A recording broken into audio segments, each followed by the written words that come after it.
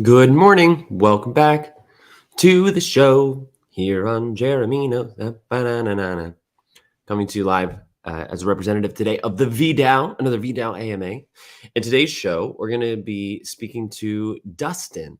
I don't actually know Dustin's last name. He's just infamously Dustin. Dusty, not Justy, on Twitter and Instagram and all the rest. He is a filmmaker on Team GaryVee, and in the timeline, I'm not entirely sure, but over the last couple of years, certainly during the pandemic and into the post-quarantine phase, has taken over sort of the D-Rock role, following Gary around day to day, filming his business, filming his events, filming his speeches, and all the rest.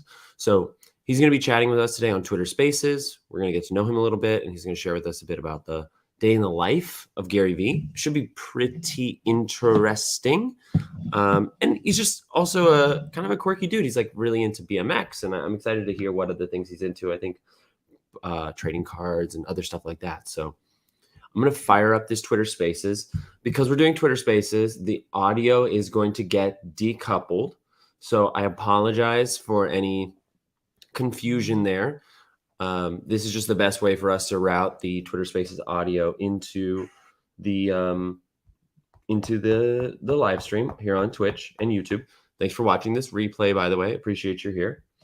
And yeah, should be a good time. So I'm going to get this started. And start now. Share with the tweet.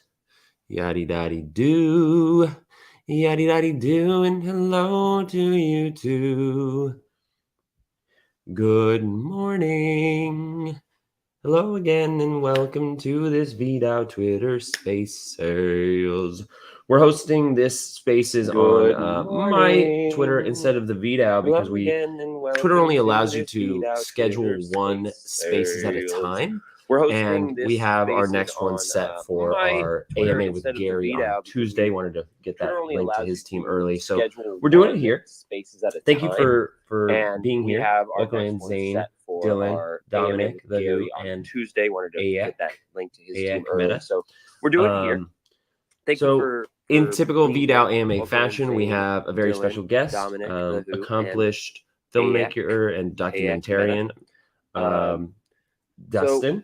I was doing the intro on Twitch, and I was like, I actually don't know Dustin's last name. He's sort of become a share of his generation. But if you're not familiar with Dustin, he does camera work for GaryVee and Team GaryVee, and here he is. So I'll allow him to introduce himself and share his point of view. He does camera work for GaryVee and Team GaryVee, and here he is. So I'll allow him to introduce himself.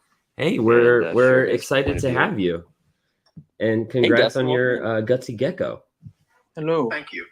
Thank you. Yeah. Just want to say hi to some people. Hey, we're excited to have I'm you. a little and new, congrats on your I guess, gutsy to the gecko. Twitter world, so I Thank might you. not recognize a lot of people. Yeah. Hey Zane, just want to No say hi to some problem. people. Well, we're happy to welcome you, and I'm a little yeah, new, the way that I like Twitter to sort of world, so I manage might these not AMAs recognize is a lot of get people. a bit of a background, No an problem. origin Well, story, if you we're will, happy and to then welcome you, see what you're up and, to now and what you're up to later. I know you're also going to give us a little insight into what it's like working on Team GaryVee.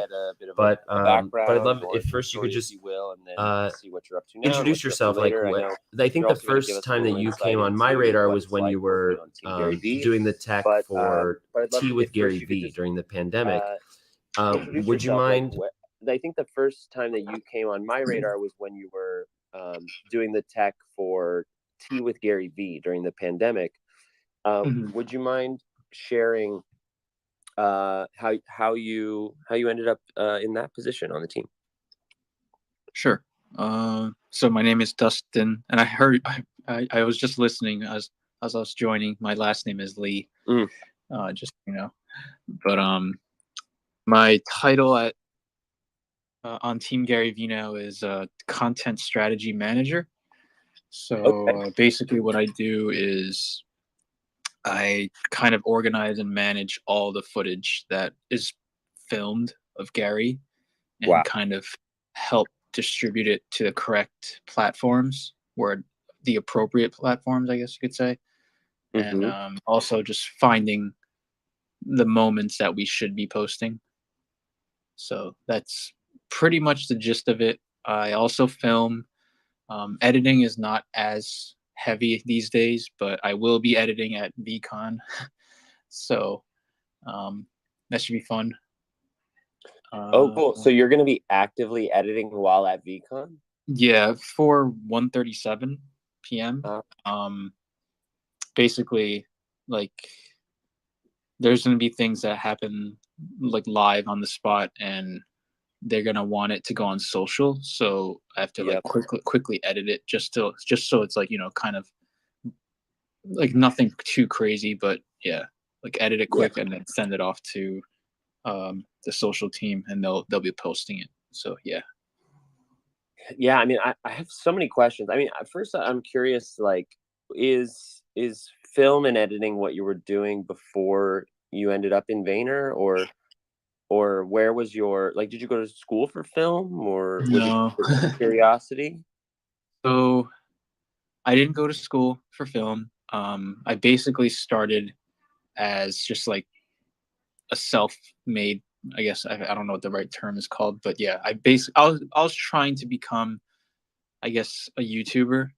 That's kind of how I started on my own. I just watched YouTube videos and then kind of figured out how to edit, and just watched other people's vlogs and learned just kind of like styles of like what to do. So yeah, I'm very self-taught. And when I applied to Vayner, I actually got rejected twice. Nice. And then just got really lucky, pretty much. I went for an interview, and then maybe like 4 months later, Andy just called me out of the blue and was like, "Hey, are you still interested in the job?" And I was like, "Yes." And can you start tomorrow? I'm like, "Sure." And then just I pretty much started off as an editor. I think where Andy saw potential in me is because I still have an Instagram account called Costanzagrams. It's a Seinfeld-based meme account. So it's a pretty large account. And I think it just showed that I kind of knew what I was doing as far as like how to make Instagram content. And at the time, and still right now, like, Gary is like very heavily just like, I guess, I'm not sure what the right word is, but he likes his Instagram. So wow, this is a massive account. It has 651,000 followers. Yeah. Thank you. How long did it take you to build that? I started it in 2014, I think. Okay. And it was funny because like it really was another account just called Costanzagram with no plural, and they were just posting Seinfeld, pretty much just like screenshots from the show, and I liked following it. Then one day they just stopped posting it, so then I DM'd them first and was like, "Hey, I'll take over this account if you don't want to do it." Never got back to me. So then I just decided to start a new account and kind of do my own thing. Because I just saw like a lot of other people were like, they just like what, like, especially back in 2014 where it wasn't as, not like today where like everyone has like a meme account or a fan page or whatever. Right. And, I think it was just very early with that. So then it was really focused on just George Costanza himself at first. So I think the fact that it's like, oh, there's a Instagram account that just has George Costanza posts, and I think that's kind of where like it grew momentum, where people were just fascinated by the fact that it was kind of like almost that egg account on Instagram, where like it was just one photo of an egg, and like people were just kind of intrigued and fascinated by it, I think. Right. Mine was and it's also the power of a niche, right? Like exactly, having a very focused topic base. Yeah, but I mean, I got a little sidetracked there, but Yeah, so great. Well, now I want to know, what's your favorite Seinfeld episode? There's too many to just narrow it down to one. Like, I always have like pretty much a top 5, and even that is very flexible because I just kind of go off whatever I think at the moment, and then someone's always like, "Oh, what about this episode?" I'm like, "Oh, crap, you're right." Well, which one's top of mind today? Because I know we have Seinfeld fans in the audience. I'd say the dealership from season 9, the hot tub from season 7, the limo from season 3. The opposite, because I think the opposite is like, I kind of like use that as my own real life, like trying to change my own mannerisms, my real life. So the opposite, which from season 5, and I'd say the Merv Griffin show. That's amazing. Yeah. I'm gonna go back and listen to this recording and watch those episodes. I hope you don't judge me too hard, but I've never seen Seinfeld. It's okay. I totally get it when people say that. It's not for everyone, or at least they find it boring at first. I think a lot of the times it's just because like they're not fully like giving it the full attention. And I understand some people don't like Jerry's stand-up parts when they're in the beginning. Yeah, but it's such an iconic show, and like, maybe to relate it a bit more to this conversation and your role in Team GaryVee, like, do you think that if Seinfeld was released today, it would have the same impact that it had back then? I think to a certain extent, because Curb Your Enthusiasm is basically the same thing. It's just with cursing, but it's just about like making kind of fun of like humans, like how we act and how we like do, or how we do certain things, or just react to certain things. And that's actually, I think, what was my advantage of like I think what Andy saw in me was like, when I told him, or like what he asked me, like what makes a good Instagram account or a Instagram post, and I said, if you can relate to it. And that, I mean, when you think about like Seinfeld, or I mean, you haven't watched Seinfeld, but if you watch Curb, like people think it's funny because they kind of relate to those situations that like Larry is making fun of, where like going to a handicap toilet like stall, like, is it like right or not? Like, it's like basic everyday things that someone probably is thinking about when they're relatable to it. So that's something that I always try to keep in mind when I'm making like Gary's content. Like, can people relate to this?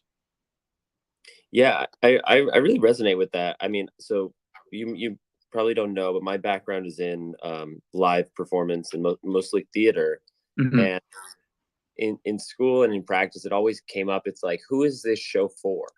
Like, if you're writing a new show, who's going to actually care? Who's it relevant to? And I think that is like the magical ingredient for anything. Like, it's the reason that this Twitter account is working. It's because I know exactly who I'm talking to. People who have V friends or want to have V friends, right?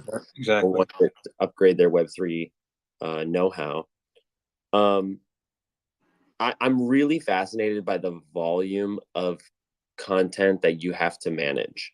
Like, I think I asked you this when we met as well. Like, can you share with us, and I understand if there's some that you can't, but like, what is the workflow for all of the video content that gets recorded in a day? So I'm doing some of the filming now too. On top of like D-Rock and Andrew, and I forget who else films in our team, Seth sometimes. So something is filmed, they fill out this form that we have, kind of just to give like notes to like what was filmed. Are we allowed to use it? And just any other notes that the person that is looking through the footage needs to know about. Right. So like a great moment that's like a must use would get notated there. Exactly. Like they would be like, oh, this moment where Gary talked to the owner of Madison Square Garden. I'm completely making this up, by the way. Sure. Was really, really good. We should prioritize this or something like that. That's usually what they add in the notes. Yeah. Then from there. Oh, go ahead. Then from there, usually I am the one that looks at the notes and starts kind of assigning it out for someone to review. If it's like really a priority, I'll review it myself. But as you can imagine, there's so much footage that I can't handle it all by myself. Right. So I usually split things up. Like, let's say, for instance, when you came, I labeled it like tennis elbow hangout because that's what it ended up being. Yep. I'll assign that to someone to watch. And then the brunch bears, that was like just after that or something. I'll assign that to someone, and et cetera, et cetera. But so yeah, it's like pretty much the entire team has to help go through all the footage, and it's a bit of a process. It's very time consuming, as you can imagine, because we're going through Gary's entire day. Right, in real time. Right. Yeah. I personally have to watch everything in 1x speed because it's just I just know, for me at least, I'm gonna miss something if I speed it up to like 2x. Yeah. So because like some people can watch in 2x and that's how they prefer, and that's fine. But like for me, I just know I'm gonna miss something, and that's kind of the point of my role, is because like Gary doesn't want us to miss anything. Mm-hmm. So I'm just kind of carefully watching a lot of things, and it's tough because there's even things that you can't just listen to. Like if you see him do something, sure, it might be something that we can post. So it definitely requires a lot of paying attention, and I think I have ADD, but so it makes it much tougher. Yeah, we'll occasionally see him like in the middle of an interview or something, be like, okay, clip that. Like that makes a lot of sense to me, that you can immediately follow up. What really amazes me, and like so much of what you guys do amazes me, but when he'll say something like, dig up that clip from 2012, and or like, I want every instance of X over the last 10 years, like, how do you and the team tackle something like that? Do you have just a like highly detailed labeled archive? Like, Unfortunately, no. That's kind of why we use the GaryVee search engine was built for. It was like for us, but also for everyone. So we search for things through there, but also luckily there's people like Sid who have like a really good memory, and he's been there for so long that he remembers a lot of the things that Gary's referring to. that's cool. I'm trying to do that too. Like that's kind of what one of my advantages is. Like I've always been like the annoying movie quote guy. So like I think after watching what's up? So that's coming in handy now.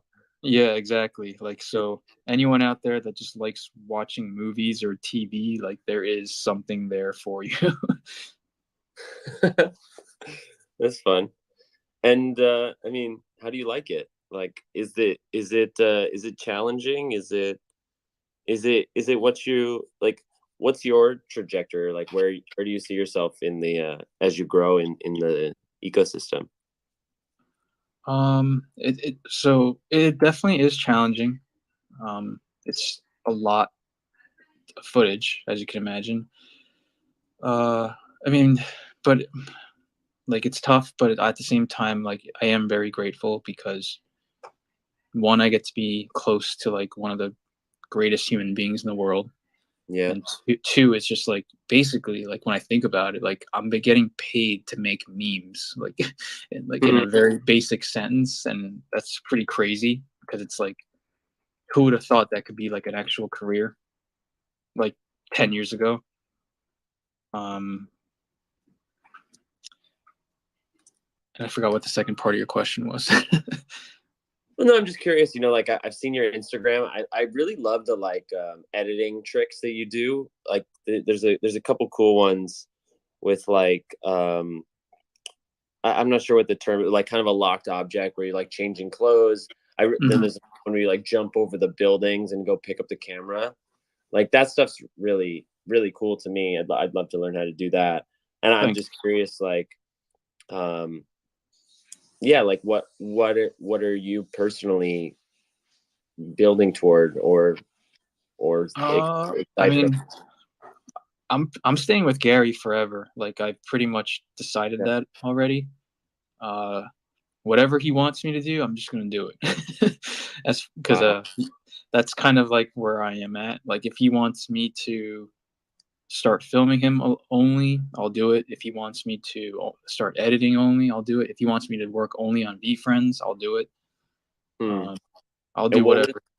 What was the thing or series of things that gave you that conviction and that confidence? I think the pandemic, because I just think about like a lot of these other companies that had to like let people go. I mean, not to say that like Vayner didn't let anyone go, like they had to let some people go, but it was just the fact that like, I don't know, it's like Gary's personal brand. Like he could have easily just been like, I gotta drop a lot of you guys because I have to focus on my company. Like he could have easily done that, where I see a lot of people would have done that, and he didn't. And that just meant a lot to me that he was like just working his ass off to make sure that we had jobs. And wow. Yeah, I just think about that a lot, and I just see a lot of other people that weren't as fortunate to have such a good boss. So that's what did it for me. That's so cool, man. Like I know I hardly know you, but that's an amazing sense of certainty or confidence. Like that's just like, it's awesome that the pieces fell into place for you. Yeah, I'm very, very lucky. So I do want to talk about VeeFriends because the word on the street is you don't really know what's going on in VeeFriends. Yeah, I'm definitely like I'm not in the Discord enough because it's a little overwhelming, to be honest. Totally. Every time I'm in there, like I'm trying to read everything, but it's just going so fast that I just have a hard time keeping up. Yeah. And as far like I'm not really like I pretty much know just as much as everyone else. Like as far like I don't know anything on the inside really. Yeah. I would say probably people in the Discord know way more than I do. And yeah, like I basically just know whatever from watching Gary's footage. Like that's the only thing that I know. That's interesting. Yeah, like on the outside looking in, there's been many conversations in the community of like, how come people working at Vayner didn't like get into VeeFriends? Yeah. And if you don't mind sharing, like what was your view of VeeFriends as it was launching, and like was it just something that didn't, I don't know how to describe it, like was it an NFT barrier that you just like didn't get to do the homework and get into it? Because I know that you have a lot of Pokemon cards, right? And so like you've done a lot of collecting. But I think it's interesting to hear, like, especially you're like, you're with Gary for life, but waited until series 2 to get involved in VeeFriends. Yeah. What was that like? I think I can't speak for anyone else, but at least for me, it was just hard to like really, well, yeah, like you said, I didn't do the homework at all. Like I pretty much heard of NFTs straight from Gary, and I was like, what's that? Yeah, same.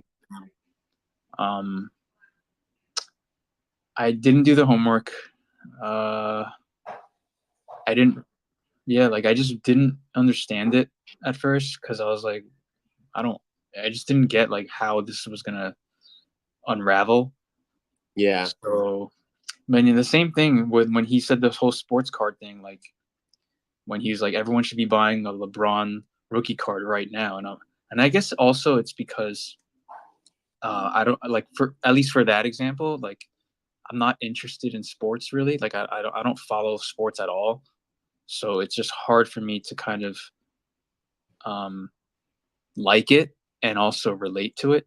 So it was just hard for me to like rationalize buying a $8,000 sports card at the time. I mean, now it's, of course, like I fucked up, like he said. Yeah, me at the too. time it was like 8,000, and now it's like whatever, like way more than that. And I was just having a hard time, I guess, rationalizing that. And the same thing, I guess, with NFTs, where I'm like, how am I supposed to buy not like a $3,000 image? And it was just like, I don't know if I could do that. Yeah. And I just didn't understand it because, yeah, I guess because I like didn't do the homework, didn't understand how. I thought, like, I didn't realize how much of an impact it was having on the entire world. But I don't think any of us did, to be honest. Yeah, I mean, some people did because they came up real good. Sure, yeah. And I don't ask to make you feel bad. I hope you don't. I just think it's fascinating. You know, I mean, me too. Like, I just was more reckless. I ended up buying it, not knowing what it was. You know, like not really understanding it myself. But like, I'm in the same boat. I saw Gary talking about sports cards, and I was like, I don't really care. Exactly. You know, that's so. But then for Series 2, though, I was like, I'm going in because you told me to, so I'm doing it this time. Nice. So, which Series 2 do you have? I mean, I have the Gutsy Gecko from Series 1. Nice. I actually like that character. That's like one of those unloved characters that is like way bigger than I think people realize. Interesting. Well, I only say that because like it takes guts to do just about everything. True. You know? Yeah. David, I see you. I'm gonna bring you up. If folks have questions or want to join the stage, this can get conversational. I think Dustin's cool with that. Yeah, totally. So Gutsy Gecko in the Sorcerer's Schoolyard. And yep. Perspective Pigeon. I forget exactly what the background is. Solid. Perspective Pigeon's a nice one. I bought a Fuck You Mole Monday, but nice. There's been some problems with it. So what happened was, I guess it got stolen from someone else, and I didn't know that. Yeah. And then I bought it, and then that person reported that it got stolen, so now it's been locked. I'm kind of trying to deal with it with OpenSea right now. Yeah. I'm trying to get it back to that person. Nice. But yeah, it's kind of a process. That's awesome. What else we got here? I got my Magnum. I can't even say this. Magnanimous. Magnanimous Maltese, which is for sale if anyone's interested. Authentic Anaconda with a lemonade stand. Observant Oyster on this, like, I forget what the background is, but let's go. Boss Bobcat, Carrying Camel, Hungry Hammerhead, and the Modest Moose. Oh, you did go in. Let's go. Yeah, I was like, you told me to, so I'm doing it. That's awesome. And yeah, so like that's I mean, it's awesome that you came around and like got into it. What is obviously you can't share anything that shouldn't be shared, but like what is the temperature, like I imagine there's not like a regular day as things happen. Things are adapting all the time, but even just the speed, like, how is it really working with Gary? I mean, speed is definitely important, but I think I put more pressure on myself than like I get from like Gary himself. Interesting.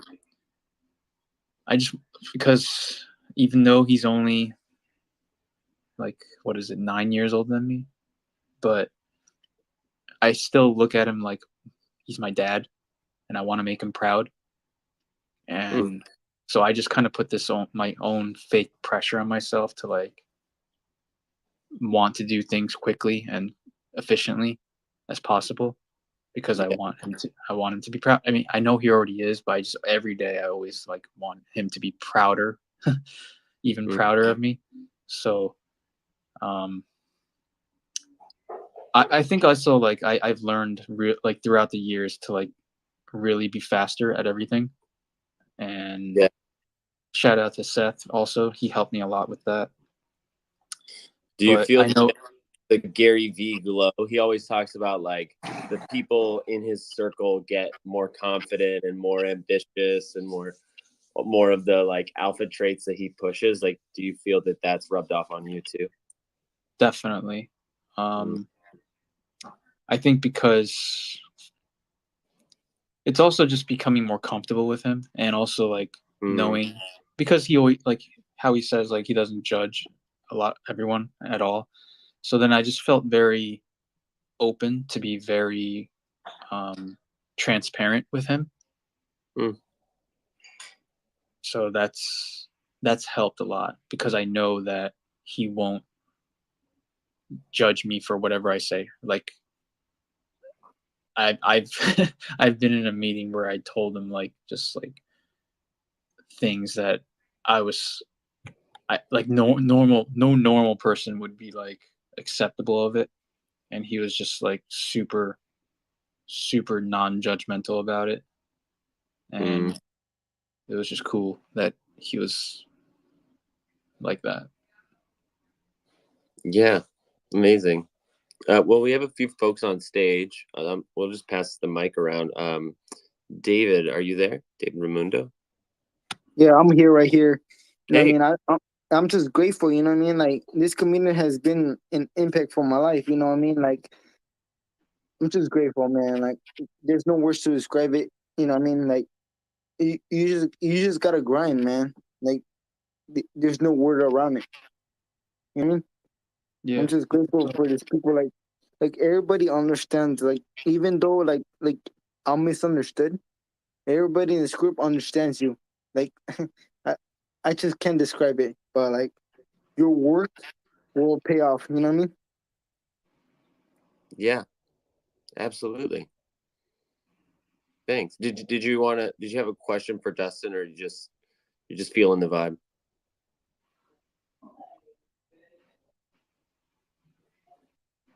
Okay. It was just a vibe. That's great. That's great. You see what's too good, bro. Right on. Well, I'll pass to Vic B then. We're too good, bro. Thank you. Fuck. We 365. Are you there? See the calling right. I don't hear you, my friend. My speaker's not on. I see you're unmuted, but I don't hear you. Eugene, you want to jump in? Yo. Or is it me? Am I rugged? I can hear people. Can you hear me? Yes, sir. Justin. Bro, I've been fucking wanting to meet you for so long. Oh, I think it might be me. Will you be at VCon? Yeah, are you going? Yeah, like I'm gonna be editing, but hopefully I'll be able to walk around and say hi to people. So you're gonna be there working? Yeah. Oh, okay. Cool, man. Fuck. Well, I don't know how I found you before, but I started following you when you got the job at VaynerMedia. I think Really? I followed you. Yeah, I think I followed you before through BMX. I don't know. BMX was part of my algorithm, or just like extreme sports was just part of my algorithm, and you popped up. and then for some reason I liked your stuff, and then you got a job at with GaryVee, and I was like, oh shit, yeah, this guy's like the same age as me, I think. And I'm like, I want to see what this guy can do. And then I've just been following you ever since. And like, I watch your BMX, your tricks. Like you're getting better. You're doing better tricks. And like every time you do like something crazy, it's like, oh my god, this guy's actually getting better at biking, and he's editing his own stuff with the biking, and it's like it's just getting better. Thanks, man. That means a lot. Yeah, guy. And like when you started, I don't know what you call the editing where you like jump. You like jump over a giant wall, or you're like big and small, and then it's like, I don't know what it's called either, so don't worry. I just thought it was the silliest thing, and I was like, oh man, this guy's like trying new things and transitions and shit, and it's like, it's pretty cool. Thanks. Yeah, I appreciate that. Yeah, guy. Well, you're killing it on the TikTok too, though. I'm taking a little bit of a break, but like, like I got a kid, and like I have to pay. Like I actually took on an actual job to pay for the kid, so I have no time to create content. But like, you're an inspiration to me to try like different transitions and stuff. So I hope that makes you feel good. Thank you. Yeah. It means a lot. Yeah, man. Cool. Thanks, Jeremy. Thanks for hosting. Is he rugged? Hey, I did get a notification that the host was having some technical difficulties. Oh, okay. Cool. Jeremy, you there with us? No, I don't think he's back yet. All right. Hey, Dustin. What's happening? My name's Vic. I'm very new to the space, and I did manage to mint a VF2. Nice. And I'm glad to be up here, man. Your story is very inspirational, and I love the energy you bring to the table. It's great to get some insight from someone working within the team and seeing how.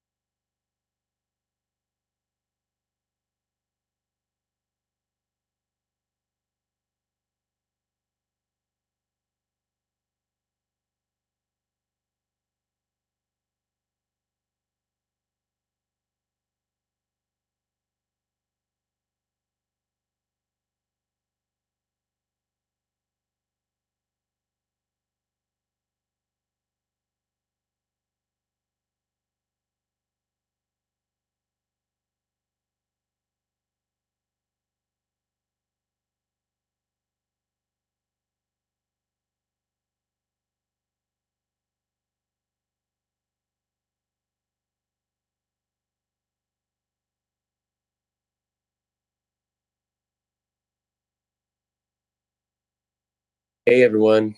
Hey and welcome back. Not sure exactly what happened. Maybe I should try.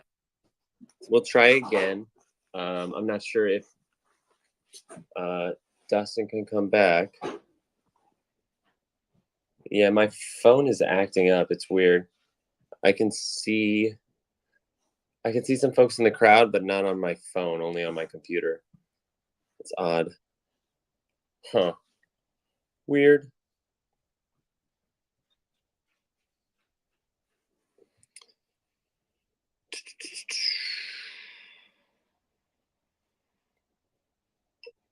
Oh, there now some folks have popped in. Okay. Let's try this again. Zane's back. Let me send it to Dustin, see if he can come back. Hey, Jeremy, you all right on your side? Hey. Yeah, I can hear you. All right. I kind of hit my elbow when we got rugged there. Yeah, I'm sorry about that. Yeah, I was trying to figure it out. My sound cut out, and I could still hear it through my live stream, but you guys couldn't hear me. Oh, you know what happens? That actually just happened to me before. You know, when you brought me up and you called my name, but you couldn't hear me. Mm-hmm. What I did was I hit the little wand, the bottom right. Yeah. The voice transformer, and after I hit that, I kind of held one of them, and it gave me my voice back. and then it kicked Interesting. the voice of everyone else back in. So I felt like I got rugged before, but it kicked me back in. So that's like a little hack to get back in. Interesting. Okay, amazing. Well, I sent Dustin the link. Hopefully he can join us for a little longer. All right, cool. Hey. Good morning. Good morning. Good morning, Jeremy from Australia. Good morning. Hi, Pamela. Hi, I was gutted that we got rugged. It seems to be happening quite a lot with Twitter. But we were just getting to the good juicy part, and then we got rugged. I was like, no. I was talking, and then it like went out, and I was like, wait, did I just get rugged for the first time? That was my first time getting rugged while speaking. That was hilarious.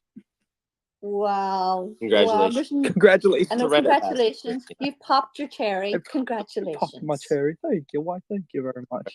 Right. That's right. So how are we doing today? Awesome. Well, it's I don't want to say it because we're not in the right. It's not about all right, I'm going to say it because I've no shame.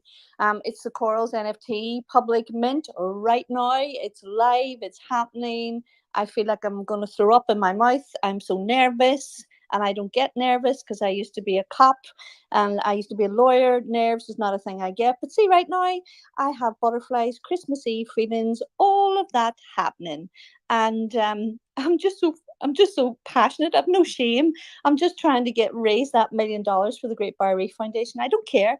I'm passionate about it. I'm on a mission. I'm going to do it, and I'm just. Yeah, but I just want to talk to wee Justin, not Justin, because every time he's on with GaryVee, I'm sure he feels exactly the way I'm feeling now. Because I've watched him live, and he's so cute. He looks so nervous, but he's so fucking awesome at the same time. So I just wanted to ask him, how does he manage his nerves when he's live, when GaryVee, and GaryVee goes to him, yeah, what's happening here? And I'm like, oh my God, if that was me, I will be bricking it. So I just want to ask him how he manages his nerves when he comes back in, because I think I just want to mother him. I just want to look after him and say, you know what, you're doing an awesome job. Doing an awesome job. Here he is, so you'll have your shot. Welcome oh my back, God, Dustin! I'm so sorry. Hold on a wee second. There was, I think, We365 was talking to you first. No, please. Your conversation is so much more entertaining. I love it. Please. Justin, would I tell you the crack? Every time I see you on the screen with GaryVee, I'm like, God bless that wee fella, because he's awesome, and you look so cute, Dustin. I just want to mother you. You do. And I think, look at him, he's amazing. He's doing all the techie stuff, because I'm not a techie person, Dustin. I'm not. And I admire. And when GaryVee shoots to you and says, Dustin, can we do this? I'm thinking, if that was me and I was Dustin, I will be bricking it right now. So I want to ask you, how do you manage the nerves on the live with GaryVee? How do you do it? Because I don't know how. I had a Q&A with him, Dustin, and I'm a 49-year-old woman. I'm not young. And I had a Q&A with him, and I have lived my life like I'm a risk taker and all the rest. But I was like a teenager talking to George Michael when I was talking to GaryVee on the Q&A. I kid you not. I was run up and down the house in Australia, and the dogs were going mad, and my husband was going, GaryVee's not a god. I'm like, he is to me. He is to me. So I just wanted to know how you deal with that pressure, because I'm sure it is when you're live and everybody's looking up to you and looking at you, and I don't know how you do it. I just want to ask, how do you keep so fucking calm when you're live with GaryVee? I might look calm, but I'm definitely freaking out on the inside. Amazing. But yeah, I'm freaking out. Trust me, like, because I know how much he values time, like a lot. So I don't want to like have any downtime of like figuring things out while he's like wants to do something. But at the same time, he's also just really like, he's not gonna care that much. Like if I'm like, when I'm like, I think he can tell that I'm freaking out too. So he like tries to help me not freak out so much. But I also try to like, I guess, prepare for situations where something is going to go wrong. So I'm kind of anticipating it a little bit. So I'm kind of mentally ready to like something to go wrong. But yeah, it's It's okay. Dustin, I say that's a good sign of leadership, you know, because most leaders, people just assume that leaders and that's a leadership role that you're in. So I feel like that's why Pamela feels the need to ask that question, because she's like, she would be freaking out. So, and seeing you take a stand of a leader and really just to hold it through, it's honorable and it's admirable to see that. And it's just, you know, you know how to keep it moving in the spot instead of thinking about yourself. It shows that you just think about the mission. You know, you're so locked in to purpose that that you really have nothing else. You don't really have to think about your nerves or just shit. What is it? Bricking, like Pamela said. I love that. And breathing. You know, I'd say breathing probably helps too. You know, you just probably take one deep breath and then you move forward. Exactly. Thank you for all those kind words.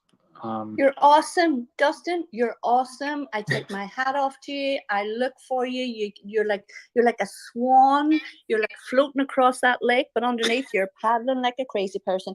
And you know what? It gives me hope. It does. But you're doing a fucking great job, and I'm sure that's one of the reasons why Gary has you there. Listen to me talking like I know him, but I sort of do. He's a god. So I just want to say thank you, Dustin. We appreciate what you're doing. You're doing an awesome job. We love seeing you on the screen with Gary. I look for you, and it's a pleasure. And Jeremy, awesome as always, bringing the value. Thank you so much. And I just wanted to pop in and just give you some respect. Dustin, I think you're a wee bit hard on yourself there. And I love what you said about GaryVee and being your daddy. I'm going to tell you a quick story and then I'll give it to somebody else. So sure. I understand that making somebody proud. I do. So when I was growing up in Northern Ireland, I was one of these high achievers at school, right? And I would come home and tell my daddy that, Daddy, I get number 1 in the class. I get 99 out of 100. And my daddy would turn around and say to me, what happened to the other 1%? But you know what? It kept me out of trouble. It made me want to work harder. And all I ever wanted to do is make my daddy proud. And I hope he's proud today. I'm going home to see him after VCon. And I just, I understand it. I get it. I'm the same. People that you admire, you love, you look up to, you want to make them proud. So hats off to you, Dustin. You're certainly making the V community proud. We love watching your journey. Thank you so much for the floor. And I've landed my plane. Thank you so much for those kind words. Yeah, and one thing to add there is, like, I know exactly the moment you're talking about, Pam, where Gary asked for something quick, and you've been an amazing straight man for all of us watching, like, Tea with GaryVee and all the rest. Like, Gary is very much a eccentric figure, and you keep it so grounded. So I want to add to the flowers. Thank you. Yeah, trust me, I'm freaking out all the time. It's honestly, it's so satisfying to know that, because you just look like you have such a level head. And you can be both, right? You hold it well. So we'll go to Keegan and then to James Hahn. Hey, bud. Hey, what's up, guys? Hey, what's up? Hey, Jeremy, thanks again. So consistent with the spaces. Pamela, love the energy. So many things you have, like so many hats you've worn. I think at one point you were mentioning ice cream you were serving or something back in the day. I don't know. So many different roles. Anyway, Dustin, just wanted to say what's up. Say congrats on everything, on all the stuff that you're bringing. Such an important role.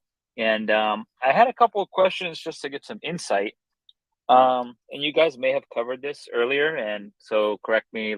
Sorry if you guys already went over it, but how was the interview process? Was it with Gary? Was it with Andy? I know you mentioned what makes a good post, how do you connect with it? But did you actually have a pretty thorough interview? Was that intimidating, and how did that go? So I didn't interview with Gary directly. It was just with Andy, Seth, and Iris at the time.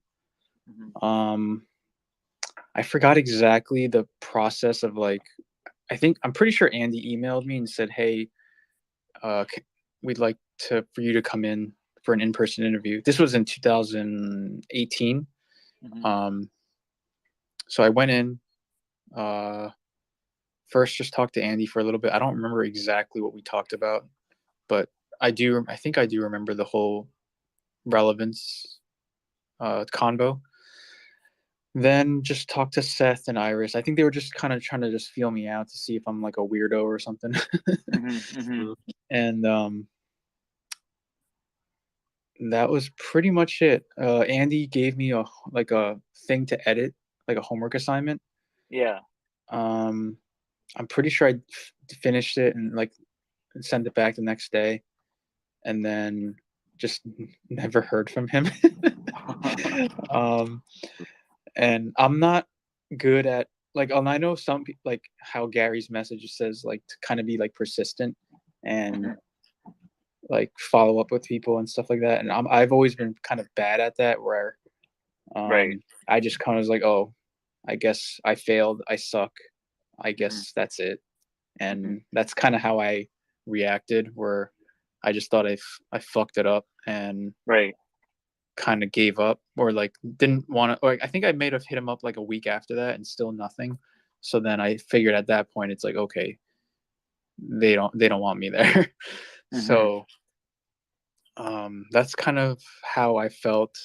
And it's not like because anything on them. It was just more like, I guess maybe just I'm pretty sure the edit that I sent back was pretty terrible now that I think about it. I think it just didn't go in the right direction that they were looking for, which I totally understand. But then like maybe 4 months later, yeah, like I said, Andy just called me out of the blue and was like, hey, you're still interested. 4 months. Dang. Yeah. That's crazy. And yeah, so it is, a lot of it was like just luck, because like I think if I was like, I'm gonna keep bothering him and keep trying to like get this job, then it would make sense, where like I was really like persistent and trying to be there. But yeah, he just decided to call me back for some reason. Wow. So then did you actually, like when you applied, like was that just for the job, the direct like working and filming with Gary, or was it like an intern spot where you worked your way up, or they're just like, hey, off the break, we want you to come in, you're working hand in hand with Gary, you're filming him, and the whole process like that? So the first time I saw the application thing was in Daily, I forgot which Daily V it was, but I remember the date.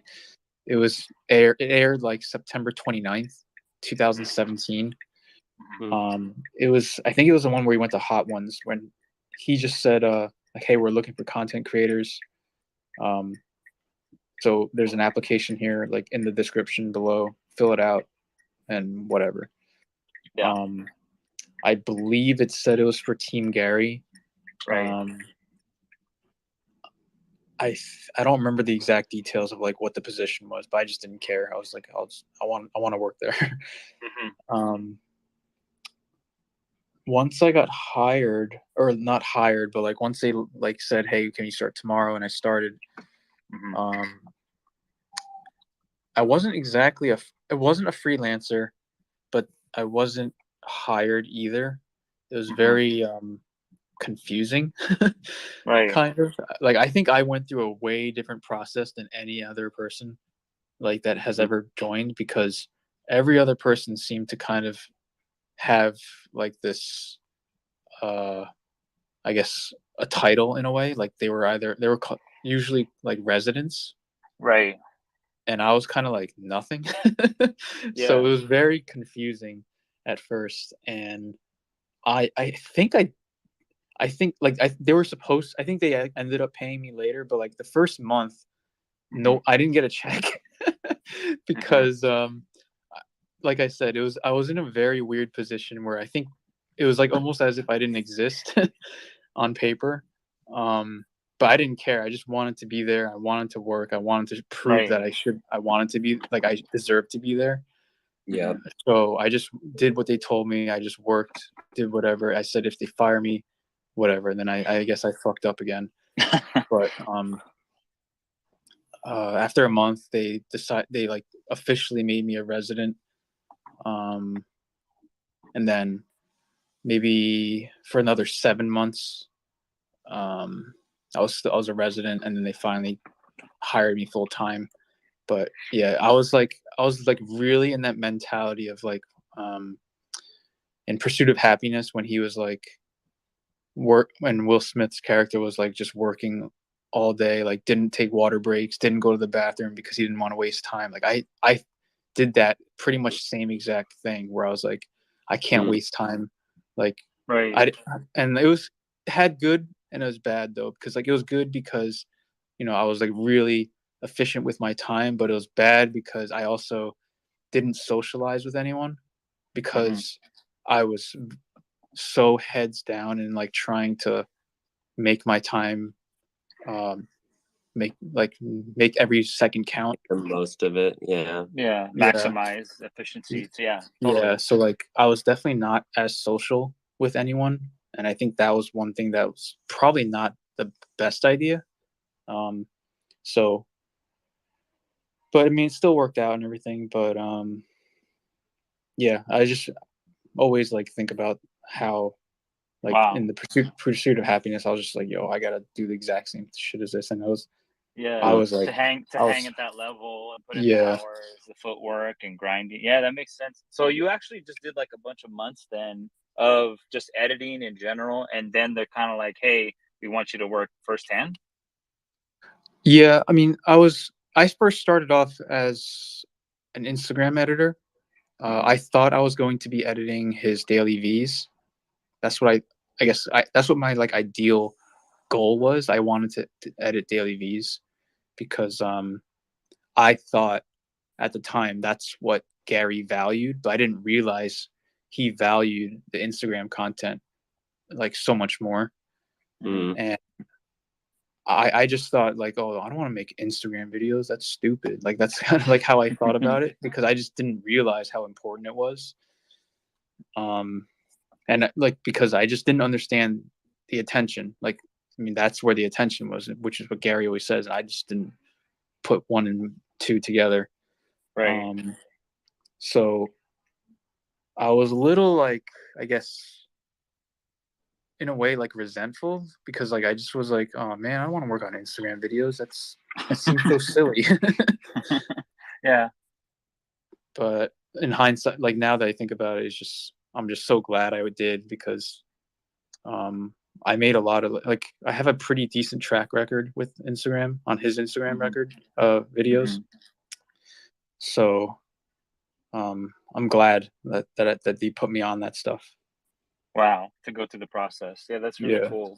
Yeah, thanks for sharing that. I mean, I appreciate hearing the stories, the background, the insight, you know, the origin, if you will, how someone started, and then the progress and the steps and trial and error that they go through to get to where they're at. And it sounds like you definitely you put in your time, you know, and you did through the process to get to where you are. And it sounds like you're so grateful. And you already said, I'm working there for life. I'm working, you know, wherever they want me to do. And that makes sense. You know, when you're around a good team and you have a great leader, like I wouldn't want to leave that either. Like, it's really amazing.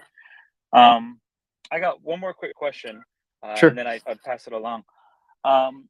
What was one of the most like amazing things that you've seen Gary do, or either shocking or amazing, that you thought was like pretty crazy? I'm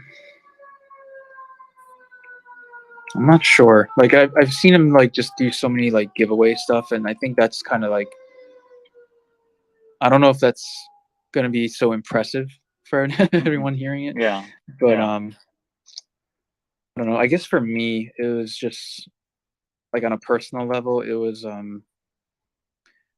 put out a video. I didn't realize like Gary was kind of like talking, I guess, down about someone, like pretty much like a person on YouTube that kind of is like scammy, like pretty much telling someone like don't listen to them or something like that. I didn't realize that was sensitive information in a way. Like we shouldn't put that out. Like because I thought the person that he said was like a fake name. I thought it was just like him saying, you know, Sally Pants Johnson or something. Right. so I thought it was a fake name because the person's name sounds like a fake name. So I put it out, didn't realize it. He saw it and he was like, what happened here? And I was like, oh, fuck, I didn't realize that it was. And then like he could tell that I just like felt like shit about it, and he's like, just don't worry about it, just it's all good. And like just delete it.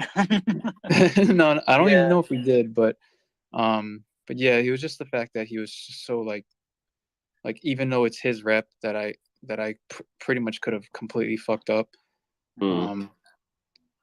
He was empathetic and like knew that like I didn't do it on purpose, and just knew that like I felt like shit about it and was like, it's okay. Yeah, that's interesting, right? It's like easy for us to take for granted how much trust Gary has to put in you and the team to like maintain the reputation the way he wants it to be maintained. Yeah, man. Well, I definitely learned from it. So I'm always like, super paranoid about anything that could be interpreted incorrectly. Yeah, I mean, it's rare. Like I was gonna say, I observe his content pretty often, and I haven't seen any of that. Like, rarely does he put someone down.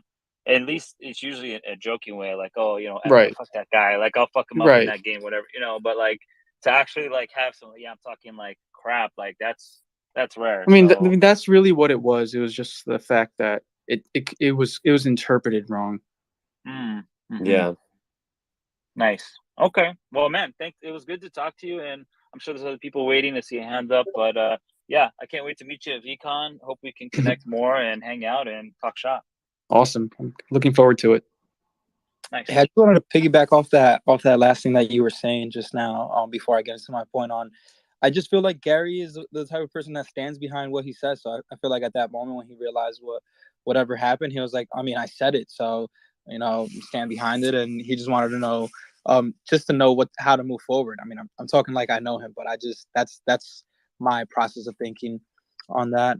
But yeah, mistakes are bound to happen, and yeah, I did want to transition and just ask.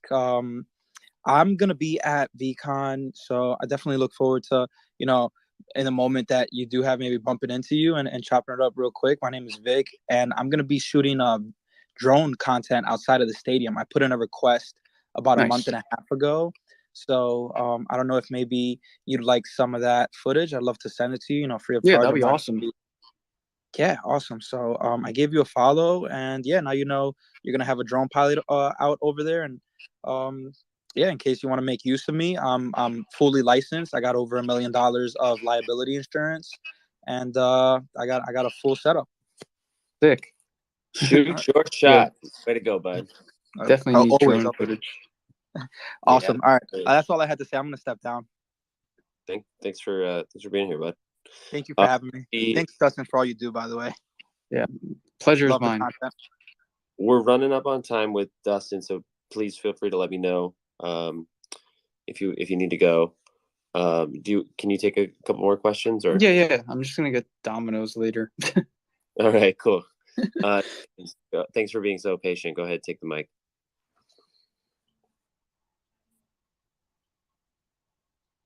Wait, me? No, James Hunt. Oh, okay. Oh yeah. Hey, thank you, Jeremy and Dustin, to provide this platform. To really exciting to get to see you guys. Can talk to you guys in person. Dustin, I don't know if you still remember me. And I actually got super lucky, and I got picked by Zane, I think in 2020s, on the Tea with GaryVee. Yeah, so I remember. Popped out one. Yeah, popped out on 1 minute. It's a very important, like 1 to 3 minutes in my life, and I, as you said, like I'm kind of like you. I'm really look up at Gary, like although he's just like 7-8 years older than me, and I really saw him as a father I never had. I would just like listen to you guys talking about the OpenSea cases you mentioned like previously, and I saw a YouTube video, and there's one guy, he bought some boring apes, like mutate and get similar situation, got marked as a suspicious activity. And I think, like he said, he emailed the OpenSea and provide some transaction like a record to them, and eventually clear the air. And the OpenSea actually provide them him like some option to like refund him, or eventually I think like they resolved, like they unmarked it, his NFT. So I think like the case you said you had, there's a hope on that. And yeah, just I think like now there are probably like a high value to deal with requests or something like that. So don't lose hope on that. And actually for me, I'm also like I jumped late on the VeeFriends. I was like I didn't bought the VeeFriends first, VeeFriends 1, but like VeeFriends 2 I started to dive in. I bought the one wild Wobbleby, like the kangaroo characters. And I bought another one is a perspective Puma. I'm still want to buy more, but I'm starting to realize, oh, maybe I should get into the VeeFriend 1 series 1. So I'm saving money right now. Then hopefully I can get one of that. But I do like I made some mistake at the very beginning. Like actually, I get to my question. Yes, sorry about that. I actually got scammed at the like a couple of days ago. Actually, like two weeks ago, like when Gary first started the VeeFriends 2, like because I thought like the VeeFriends 2 is going to be super expensive. I will not be able to buy any of them, and I don't know like the one didn't get mint, it's gonna drop to the free market in the OpenSea. So when the like the jelly green one like it dropped, Gary have some bit like during that period of time, you know that like and then there's some scammer, they are pretend, I think they airdropped something in the VeeFriends 2's wallet, and I don't know that like the people could do that, and that was my first NFT. I didn't do much homework on that, so I just, oh my god, it's only one Ethereum, like I'm gonna buy one. And so I bought one, and then I realized, oh no, like this is an NFT I bought from Logan Paul, which doesn't make any sense, and they said like it's a VeeFriends 2, and I realized I got scammed. So like after that I contacted the OpenSea, and yeah, I haven't heard back from them to say how they're gonna resolve that. But okay, this is my question. Like, do you guys have any experience to dealing with get scammed with OpenSea like a situation, like how they usually like dealing with this kind of situation? If you guys have any insights on that, yeah, that's my question.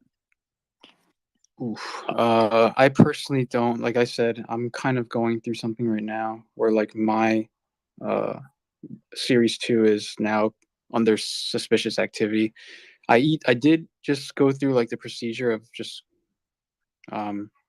contacting OpenSea about it. That was like a week ago. They got back to me today actually, and just said like if the person that reported it stolen provides a police report, then they're gonna take action. But if they don't, then they will release it. And I was like, okay, that's interesting.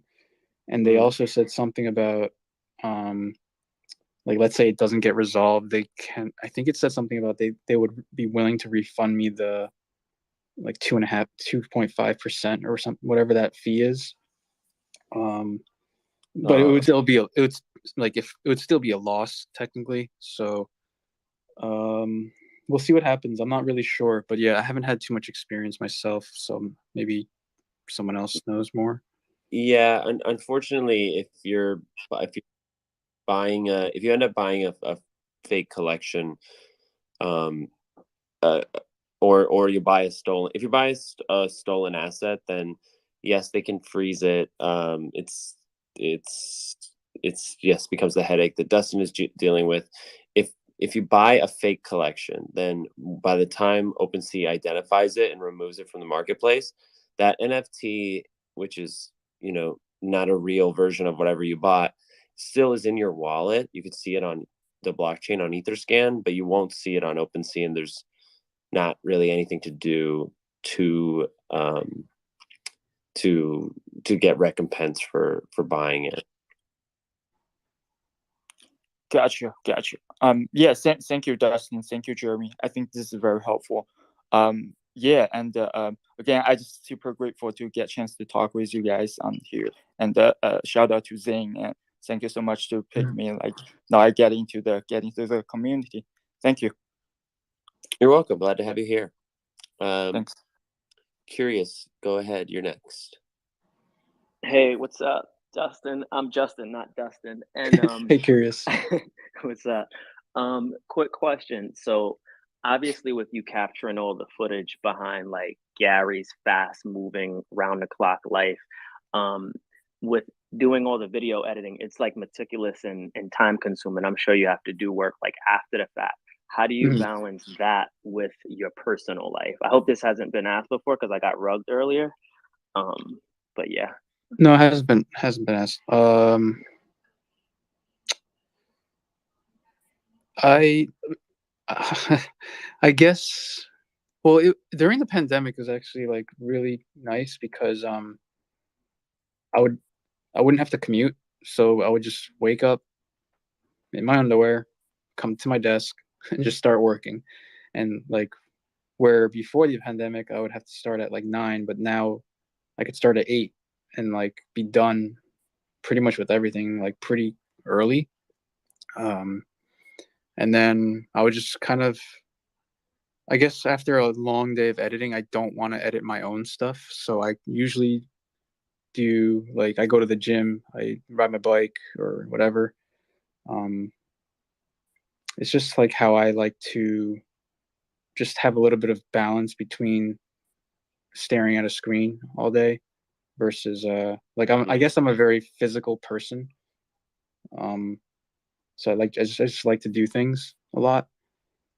So that's what kind of helps me because when I come back, it's just a little easier to like kind of deal with it. But at the same time, like I've been editing. I'm sure some people have seen my like stuff on Instagram where like I just do these different types of edits. When I'm editing, for me, like the hardest part for me is just to actually be like, okay, I'm gonna edit something now. Like just getting off the couch and going to my computer. Like that's the hardest part. Once I'm actually start editing, like I just feel like I'm in a different world where like I like to do it. Where it's just like that girl in Inception when she first started like going into the dream world and like she says it's just pure creation. That's how I feel when I'm editing, where it's just like I'm just making something out of nothing and it's just fun to like create something. So I think that's why like for me, like it is still work, but it's also something I enjoy to do. Like when I have the freedom to like really just do whatever I want, like as far as how I want the video to be. I just enjoy it. So I'm very lucky to have like be in that position where like Gary does give me a lot of freedom also to like edit however I want to edit. And I think that's kind of similar to how I do my personal editing stuff too. But at the same time, like I've been wanting to do more on my YouTube channel because like I've been posting a lot more like last year I was posting a lot of like how-to type of content for BMX people and people that are like just starting to ride. They're like always DMing me saying, "Hey, thanks so much for like the way you explained everything." And Dustin, what's your YouTube channel? Oh, it's Dustin Not Justin. Everything's pretty much Dustin Not Justin except my Twitter. Someone already had it, so I was a little I had to settle with Dusty Not Justy. Yeah, I just want to share it for everybody. That's funny. My aunt used to call me Justy when I was younger. But no, that's dope, man. Thanks for that. I think that like goes to show, the saying of, what they say is true, that like when you're having fun with work, it's not really work for you, which is pretty dope that you actually have that. So that's cool. Thanks for that, man. No problem. Cool. Who's up next? Who's next? I don't have a question. I just want to say hey to Dustin because it's been a while since we talked in person. So what's up, buddy? Hey, what's up, man? Nothing, man. I hope you're well. Thanks for all the. I love your tweets. Like they're like very informative. Oh shit! Thanks, man. I hope to. I think my new thing is tweeting as fast as I can when Gary does interviews because no one has time to sit down and read them all. So I try to just quick hits all the stuff and summarize things. If I can do that for you, it's an honor. Nice. No, I really do enjoy it because like I'm like they're like helping me like kind of keep little things in my memory. That's like an inception moment for me that my tweets are helping you keep track of. No, we got rugged. No, we got rugged.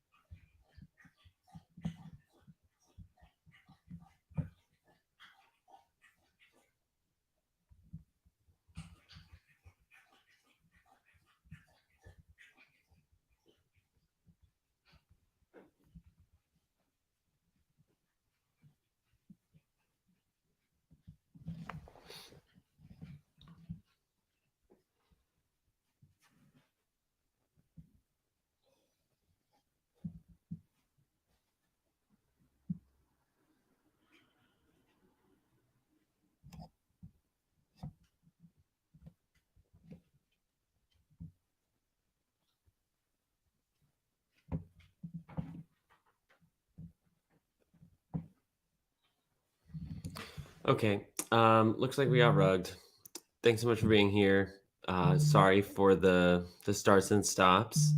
But that was great. I hope we can talk to him again. I was just DMing him, thanking him and apologizing.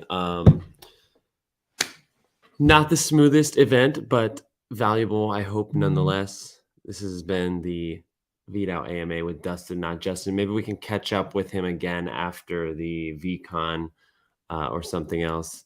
I felt we were like really catching our stride, and we got rugged. But it happens. So thanks as always for watching the playback, for being part of the community, for supporting me and VeeDao and everything else. And thank you to Dustin for your time.